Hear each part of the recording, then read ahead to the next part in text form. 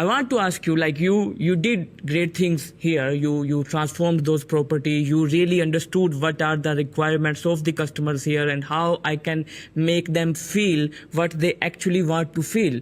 Now, in 2018, you transitioned into roofing and you have all this knowledge here and all these strategies that you have, and your husband and your son, they are running a business. You entered into that business. How did you apply this knowledge that you have into this business? Well, I never take credit for the things that happen out in the field. They're the brilliant minds that make that stuff happen.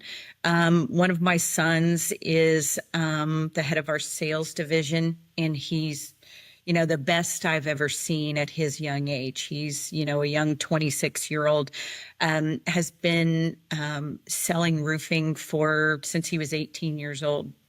And he is, like I said, really one of the very best that I've ever seen. His ability to network with the people that he really wants to work with, that he has a very niche, select type of client, and his ability to network and find his way into networks with those types of people, and then to build a relationship with them that they look at him as the expert, even at his young age. He's one of the best I've ever seen. My other son, who is a year and a half older than him, he's a very he's a detailed person. He's a very hands-on person. He spent 8 years in the Army, and graduated from college while he was in the Army. And he puts his mind to work out in the field and is brilliant. He wanted to learn the trade of metalsmith, right? Of metalsmithing, of fabricating and becoming a copper smith and things like that. And so he just said, I'm going to find the best person that I know that does this work, and I'm going to go work side by side with them for free for the next year and learn the trade. And so that's what he did. And so my husband is just brilliant in general. His background is in telecommunications engineering and home building since he was about 15 years old, with his grandfather. And so I never take credit for what happens out in the field. I simply make sure that all the details are in place, and all of the structures and processes and systems are in place to make what they do out there, the excellent, amazing work that they do, successful. I'm just behind the scenes making sure that I make what they do as successful as possible by being their support system and giving them all the tools. So, when did your husband probably started this business, Great American Roofing? Well, ironically, it was actually the younger of my two sons' ideas. When he was in high school, he was working for a roofing company. So he's a big golfer. He's always been a golfer, and was supposed to be playing college golf and decided he didn't want to go to college. He was working for a roofing company,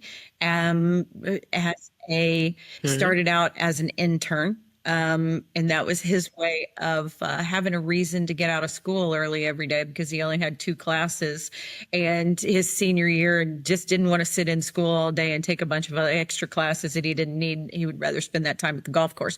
So he was able to get an internship at a roofing company, and he ironically became one of their top salespeople very quickly. And but there was things he didn't like. There was things that he didn't agree with how they did those things. And he felt that there was a way to do it better. And so he came to my husband, who had just retired from his first career in the telecommunications industry as an engineer. He came to and my husband's built homes, as I said, since he was about 15 years old. So, none of this was new to him, but he came to my husband and he said, "Hey, let's open our own roofing company. We can do this better." And so my husband said to him and his brother, my older son, he said, "You guys get together, put together a business plan, and we will decide based upon your business plan whether this is something we want to do and we can make this work. And they actually came back with a really good business plan. And from there, we, they decided to move forward. They opened the company and basically hit the ground running. I joined them not long after. At the time, they didn't necessarily have a specific niche market, that they were just, doing things the way that roofing companies do things. They send out a team of door knockers to get leads, and, it just kind of goes from there. And I said, listen, you guys need to find a niche. You need to decide what your niche is, because you can be, a jack of all trades and a master of none, or you can find a niche and you can be the master of that niche. And we were doing a lot of very high value homes at the time, re-roofs. And I said, and what I saw, and it was great because I had a fresh set of eyes, right? What I saw was that when they shined the most was on big, complex projects, right?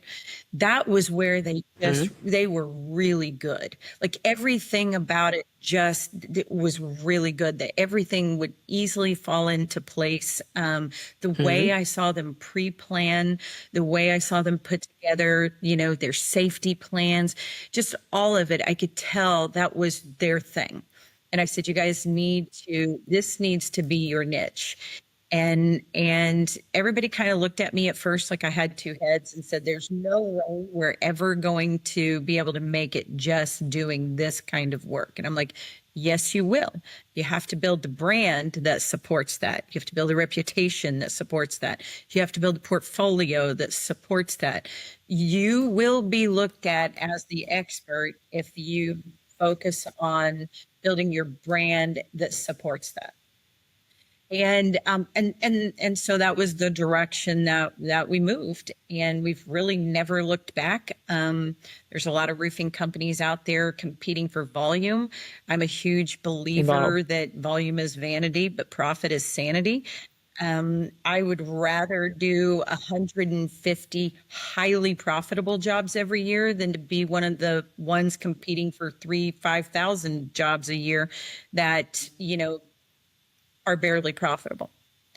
And so we end each year with a true net profit of somewhere between 18 and 24%. And that is a true net profit. So that's taking everything into account. And our real numbers are the 18 to 24% range. So it's different to be in this industry and know your numbers and understand how you're truly profitable and what things you can tweak to make that profit higher, what things that you can do to be even more profitable the following year. We just focus on profitability, not on volume.